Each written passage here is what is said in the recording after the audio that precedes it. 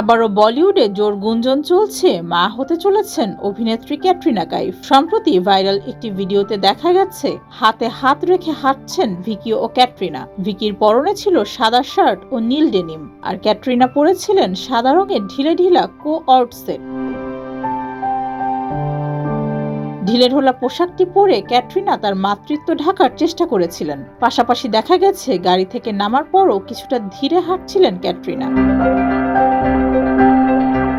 2021 সালে অভিনেতা ভিকি কৌশলের সঙ্গে 7 পাকে বাধা পড়েন ক্যাটরিনা কাইফ। দেখতে দেখতে 4 বছর পেরিয়ে গেছে তাদের দাম্পত্য জীবন। এরই মধ্যে একাধিকবার ক্যাটরিনার অন্তঃসত্ত্বা হওয়ার খবর শোনা গেছে। সম্প্রতি চলচ্চিত্র থেকে খানিকটা দূরেই রয়েছেন ক্যাটরিনা। দীর্ঘদিন ধরে কোনো সিনেমায় দেখা যাচ্ছে না তাকে।